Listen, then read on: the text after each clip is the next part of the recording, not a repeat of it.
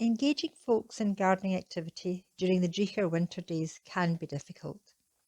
There are, however, several leafy crops that can be grown indoors that can help promote the known benefits of being connected to the natural world, having meaningful activity occupation, and promoting social interaction.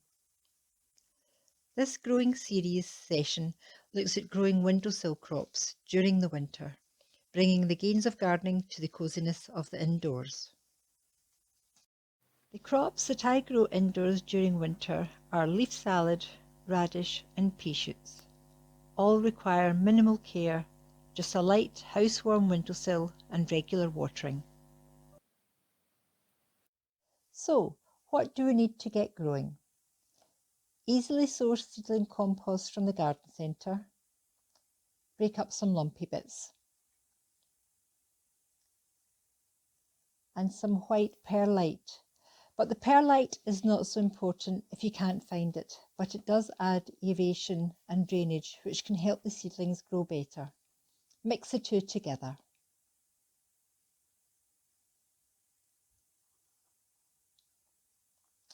A few small plant pots,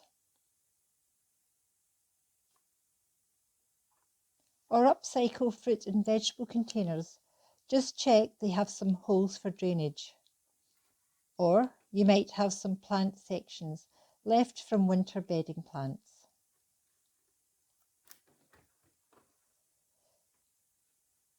Because we're growing the crops on a windowsill, we need some trays without holes to act as saucers to catch water from the containers growing the plants.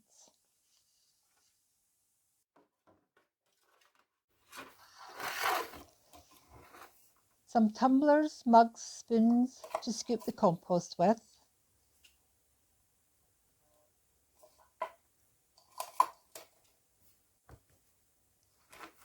Labels and pens to identify the plants and perhaps who sowed them. And a light-weighted watering bottle is ideal for the small plants and keeping handy on the windowsill too.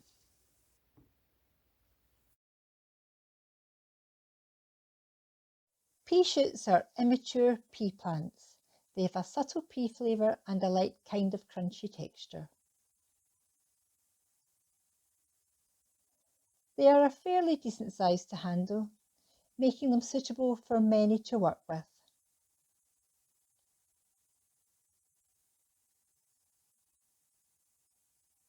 I'm using a grape box today to grow the peashoots in.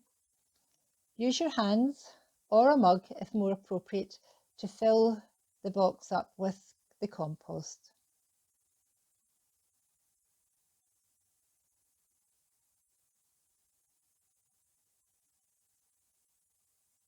And level off the compost to knock out any excess air gaps that might be in the compost. Tapping the container on the table does the same thing.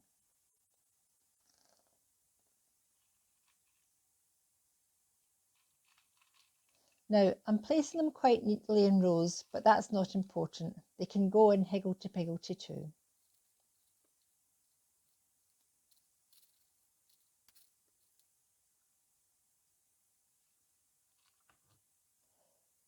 Push the seeds into the compost about the depth of your fingernail.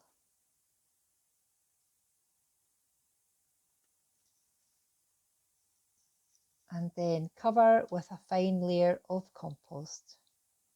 Again, flattening it down to ensure good contact over the compost layer already there.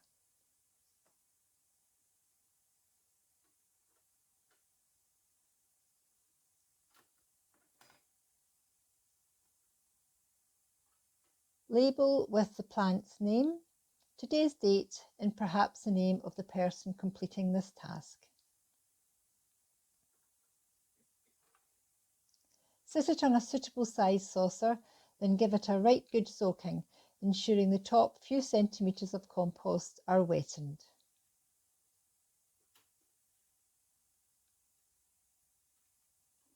Keep the compost damp on top, and once the seeds have germinated, always water into the saucer so as the seedlings' roots are encouraged to grow downwards towards the dampness.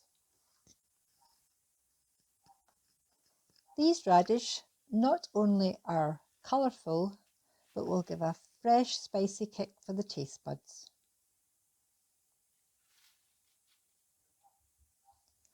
The radish seeds are much smaller than the peas, but potentially large enough for many to handle and sprinkle.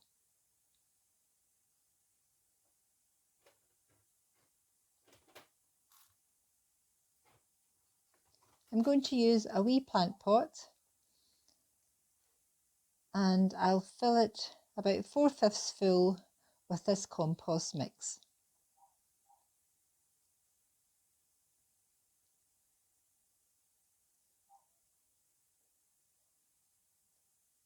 Give it a tap to settle the compost and knock out any excess air.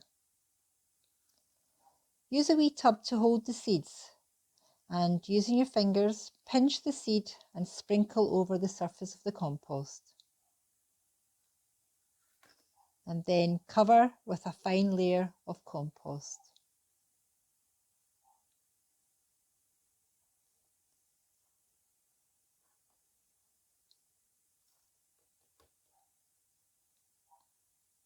One done, and now for the next one.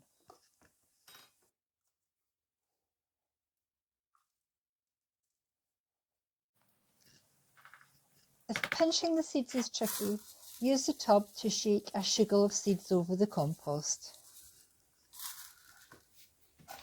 And then cover again with a little layer of compost.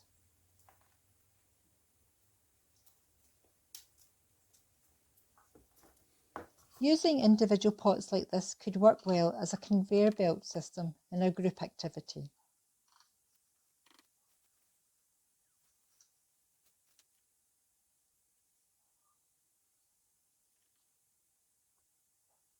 Flattening the compost down again.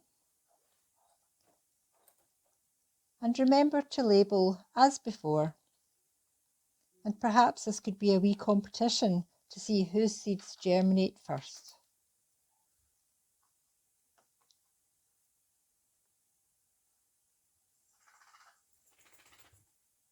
Place the pots onto their windowsill saucer.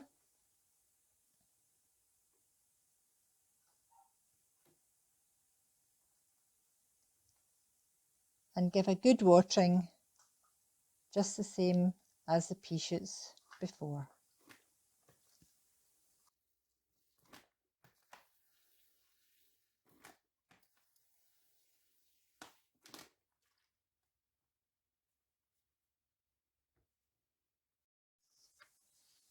Some salad leaves can be grown year-round and can be a mix of varieties, making for an interesting addition to a dinner plate.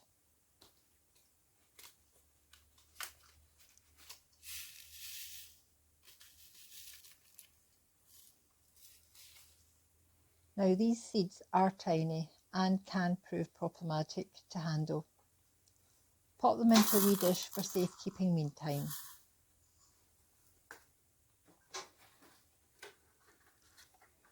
Now I'm going to use my bedding plant section for sowing these salad leaf seeds into, and I've already identified a suitable tray to act as its saucer. I'm going to use a spoon to fill my tray with. To help support more anxious clients into having a go, giving good guidance can help, such as put 2 spoonfuls of compost into each wee space, and this might take away some decision-making strains. Gently squash the compost down to knock out the excess air. Now, handling and sprinkling tiny seeds is tricky.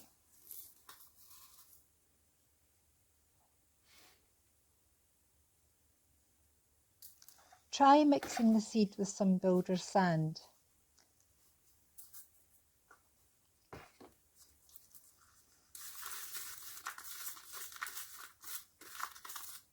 This can help to see where you have sprinkled the seed, or help grab some seed with your fingers in a pinching action.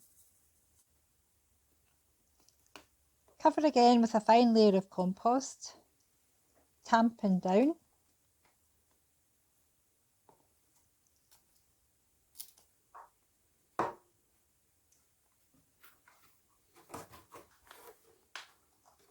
Pop it into its saucer for the windowsill, and remember the all-important labelling and of course the really important watering.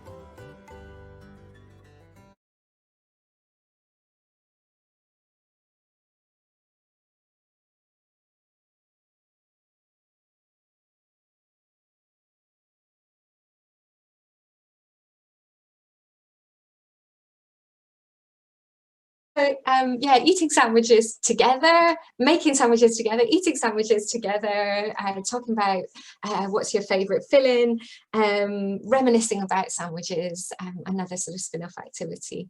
But I'd be really interested to hear your ideas or thoughts about that activity and any of those other activities, or things that you've tried and tested, like painting pots before, or reminiscence.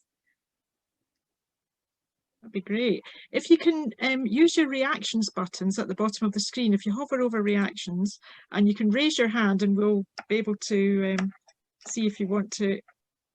We'll be able to ask you to unmute yourself and contribute there. That's lovely. You can. Oh, I see there's a new message. What does it say? Oh, that's Margaret saying thanks. Lots of practical ideas, Jilly. Oh, you're very welcome, Margaret. That's brilliant. Okay. Oh, Anne's saying that she overwaters as well. Opposite to me then. I neglect mine. Elizabeth, would you like to maybe voice your question, please? Are you there? Please unmute and voice your question. I see you've written one in the chat. Hello? Is Elizabeth still with us? Oh, see if she's there. Elizabeth, would you like to ask your question? No. Oh. Hi. No, Elizabeth. The microphone doesn't work. Oh, right, okay. Elizabeth is asking, is it too early to start sowing these seeds now? Maybe that's a question for Joan. No, absolutely. I think it was middle of November when I did that sort of like clip, and really quite literally it was over. So middle of November, and the lettuce was getting eaten over the Christmas holidays. So yeah, I was getting, within a month I had stuff to eat. The Peashoots were very quick. The Peashoots where we were, in fact, you're going to get a little extra video in a short while, and you will see what I did with my Peashoots. So yeah, Elizabeth, sow away to your wee heart's content from now on in. These windowsill crops you can grow all year round, and once we get past the frosts, here with me anyway, I wouldn't be growing anything outdoors until the end of May, but everything that I've demonstrated growing indoors, I would start to grow outdoors, maybe sow them indoors, get them germinated on a windowsill, but as soon as they've germinated, they would be getting put outside to sit on a kind of sheltered, bright back doorstep, basically. Excellent. Okay, so that's great to know that we can just all get started on. We don't have to wait till spring comes. No, that's brilliant. That's brilliant. So those we could be doing. Now I wonder if anyone's got any questions there that want to ask Jilly. Well, now there we go. she's got lots of big windowsills in the day unit, so that's lovely. Elizabeth will be able to crack on with that. Great. So Mary, would you like to unmute and ask your question? Hi there. I was just wondering if the mixed salad leaf seeds are special ones for winter sowing, or if I've got some that I had last year for growing outside. Would they work in the house just now? Give them a go. You certainly, those ones that I got, they were, I'm sure, out of B&Q, and that's the Verve. Other garden centres are available. B&Q have got their kind of Verve, I'm going to say variety, you know what I mean, it's Verve is their stuff. And I'm sure that was a B&Q seed packet. I'm indoors today, I'm not out in the hut, so I can't quickly rumble to find it for you. I'm sure they were one, and if you turn over the back of the packet, you might be familiar with it, but Mary, it says when suitable for growing, but I have grown salad leaves indoors that I've said on their packet, sow outdoors from March to September or something like that, and they've grown for me fine. So I would definitely give them a go there, so you're not going to miss them if they don't work terribly well for you. Thank you, and thank you for my lovely plant. Oh, you're very welcome. Enjoy That was it. a lovely surprise. You're very welcome. Thank you. That's lovely. That's Mary there displaying her. It was it was from the houseplants live Zoom, wasn't it, last week, Mary? Yeah, we sent out some. Joan sent out spider plants to people that attended last week, so they're great. So we look forward to seeing all these babies on the spider plants. We'll check up on them later in the year, see how they're going. That's brilliant. I think there might have been another little question about growing. No, one was from Victoria. Victoria was asking, could Jilly share the article that she mentioned with everyone? Jilly, you mentioned a research article. Yeah, will I send it on to you, Jenny? And yes, I can circulate it. We usually send an email to everyone afterwards. Yeah. Well, it'll be early next week, and they'll be able to see that. That'd be great. Thank you. And has anyone got any questions for Jilly? Have you got any particular questions on perhaps how to overcome barriers to engaging people in activities, or how you can support people to do activities better? Victoria, see you've got your hand up there. Would you like to unmute and answer your question? Hi, yes. I have a question regarding how warm the indoor needs to be, because I mean the energy prices have gone up, so I've tried to refrain from turning up my heat as much as possible. So I was just wondering if there is a certain temperature that we have to hit in order for, you know, the plants to grow. Thank you. All right, thank you. For germination, you're looking to have, mine were all in my living room to germinate, and probably in there, my thermostat's set about 18 degrees, so it is. So that room will certainly come up to that temperature, and it is south facing. So during the day when the heating's not on in the house, it's a very bright window, and any sunlight that's available, they are definitely getting it. But once they've germinated, once they've started to sprout up through, I don't want them waiting in that warm environment, I'll call it, because the plant will grow quite happily in there, but it grows really tall and leggy and spindly and a bit pathetic like. So what I do is once I know that they're sturdy little they've sprouted happily, I put them to my back door porch that's got no heating in it. It is frost free, but it gets no special heating, but it is still south facing, so it's certainly during the daytime it's getting plenty of daylight, which is really important. So not particularly warm. I wouldn't, certainly don't go put your heating on just to germinate these plants, no. Thank you. Is that okay? Thanks. Thanks, Victoria. That's great. Just wondering, Joan and Jilly, here there's a kind of a question that I'd like to ask. Joan, you mentioned a sort of conveyor belt system in a group activity, and I wonder if you could both kind of maybe contribute to a bit more about that. Yeah, well, I think Jilly, you can pick up on this, but what I have done when I've worked in some care homes, doing some demo sort of workshops, have a go sessions, we've gathered round the table, and you know, we've kind of, you're watching me doing the video as a one-man band type thing. I'm standing at the table and you see me doing absolutely everything, but I've set it up that the first person is in charge of mixing up the compost, and that person then has done all their has done their work, so to speak, but they can be mixing more. But the next person is scooping, and the pot is being moved on, and the next person is maybe popping in the seeds, and then the pot is being moved on again. The next person sticking in their label. The labels might have been pre-prepared. Somebody might just enjoy writing, and some of these older ladies in particular, they always have such neat writing. I'm just a scrawly. If I don't write in capital letters, nobody can read what I've written. Maybe there's somebody there that really enjoys writing, and that's the only part of the activity they want to be part of. But they've already done their job, maybe the day before or the morning. Then the label can go in, then the next person is maybe watching, and so on like that. So that's what I meant by a conveyor belt. Jilly, you can maybe tidy that up.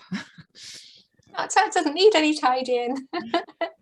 Oh, I think that's a lovely way of getting everybody involved in the activity and making it a really social activity and working to people's strengths, like you were saying there. So focusing on what people can do and what they like to do.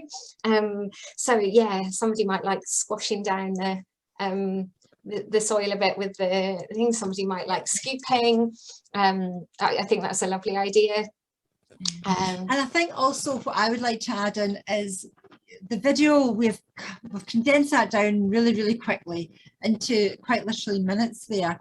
But when you're doing this, just be in the moment. Don't worry about having to do 20 seed trays or anything like that. You know, just go at the pace of the company that is doing it and enjoy just the opportunity to, if you have to stop for a couple of minutes to blather about whatever it is, then that's really important. That's part of the success of the session also.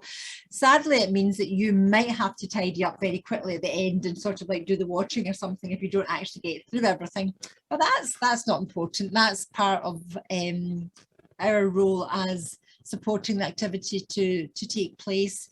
So really don't ever think when you see how quickly I might demo something that's pace that you guys would deliver it at. Definitely not. If I go and deliver a session, I can be there. I'm only doing one seed as well, and I'll be there fully for an hour and a half, and that's me knowing what I'm doing. So chill out, enjoy the moment. You were working very quickly in parts of that video. Oh, yes. The power of the speedy up button. Speedy up button, yeah. But go with the flow, that's yes. What you're saying, yeah. Great. Margaret. Sorry, Margaret, would you like to voice your question? Yes, thanks very much. Sorry I don't have the camera working. It's a question for Jilly.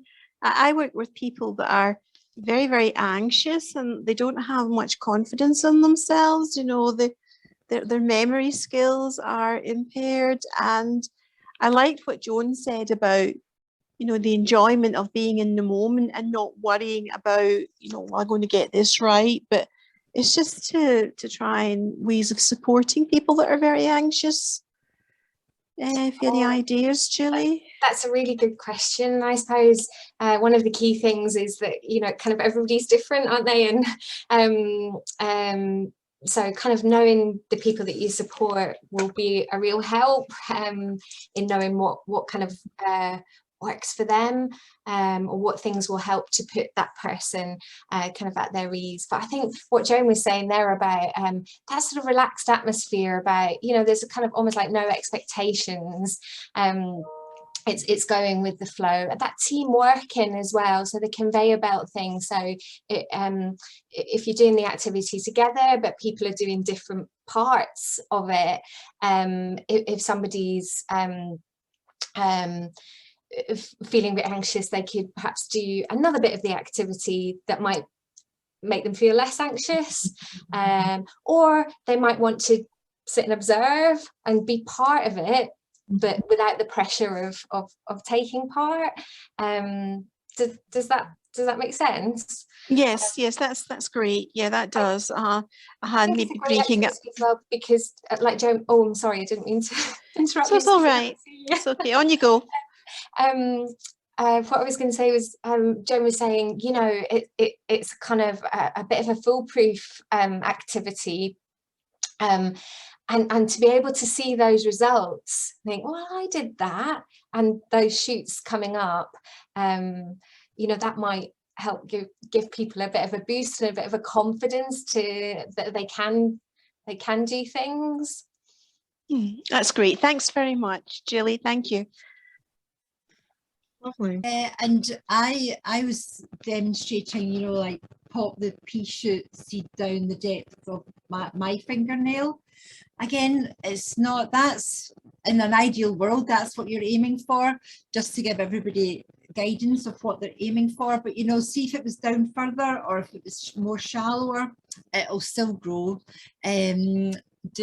Yeah, I could tell you a story about carrots that I grew with my children many years ago. The seed packet fell down the back. I had a polytunnel at the time, and the seed packet fell down the back, and it was oh, that's the end of that. And the polytunnel, unbeknown to me, had a little crack, a cut in it. So when it had been raining, rainwater had been eking down through this tiny little crack into where my packet of carrot seeds had fallen. Now, by chance, a pot of compost had obviously tumbled over in behind the mess, basically. Not painting a good picture, am I? Anyway, long story short, a couple of months later, we harvested carrots. They were all misshapen and they were all to pot, but they tasted like carrots. My kids couldn't believe that they could grow in such a confined, contorted space. But the point is, they grew, and despite everything going against them, they were eaten. So have a go. Never doubt your ability. Just something else has just occurred to me as well about that sort of issue of people perhaps being a bit anxious and thinking about creating that sort of environment or that atmosphere, thinking about maybe where that activity takes place and thinking about things like background noise, or if there's lots and lots going on in the vicinity, like people kind of walking past. Sometimes that can make some people feel a little bit anxious, or it be quite difficult to focus on what's going on in the activity and hear the conversation if there's lots of kind of background noise. So maybe thinking about just where that takes place, if it's maybe a quieter area, or you might even want to think about whether some background music or something might help to, it might not, everybody's different, but yeah, maybe moving away from a noisy or a sort of frenetic environment will help people to sort of focus on the activity and each other, and be able to hear. And yeah, it's getting that feeling of informality, isn't it, just to make it open to being creative and just taking part and getting messy. You know, it doesn't matter if you get messy, does it? We can always sweep up the compost or do whatever. It's not a problem. I think sometimes people sort of shy away from doing activities, and just being involved in another bit of work related to this, and just thinking about where you can do an activity indoors. And I was just putting down in words, you know, don't worry if it's on a carpet, you know, you can't really create too much mess, and anything that you do, you can sweep it up or vacuum it up. It's not a tragedy if things fall on the floor. as Joan's story attests. A lot of people really love clearing up as well. You know, that's maybe been their role in the family or in the community, or whatever. They've been the person that's helped to set things up or clear things up, or they really love housework. I'm not one of those people, but you know, each to their own. But yeah, sweeping up afterwards, or wiping down the tables and things is another activity that some people will really get a lot of satisfaction from. Yeah, excellent. So yeah, so involving people in the setting up and the tidying up. Brilliant. Any other questions that we want to ask? Has anybody got anything or any comments anybody wants to make today? Feel free to put up your hand or stick it in the chat and we'll catch it. Okay, just give people a minute or two just to do that. If there's anything else anybody wants to touch on. Any of our presenters, do they have anything else that they've thought of that they would like to say that's occurred to them? No, it's just please, the Peashoots, this is what we're going to be sending out for you're very good at completing your surveys, which is fabulous, but we are sending out Peashoots to everybody that completes the survey to a UK address, and there's loads of Peashoots in here. I can't remember how many of them, 260, okay, but do remember that you'll get about 3 harvests out of each grape box. I just put them into grape boxes because they're nice and narrow and they fit neatly on a windowsill more than anything else.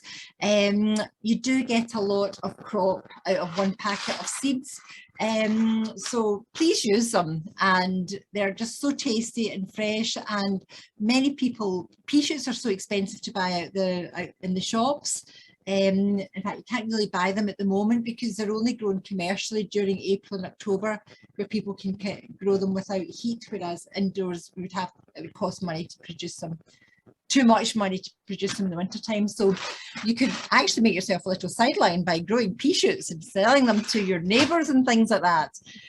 So yeah, but I think somebody was asking a question there. Was it Victoria? Victoria's got a question. Yeah, she is. Before we go to Victoria, very quickly, Claire Michelle's asking how many great boxes would that one packet of seeds fill? All right, well, let's do a sum. I think I probably put about 20 into each grape box.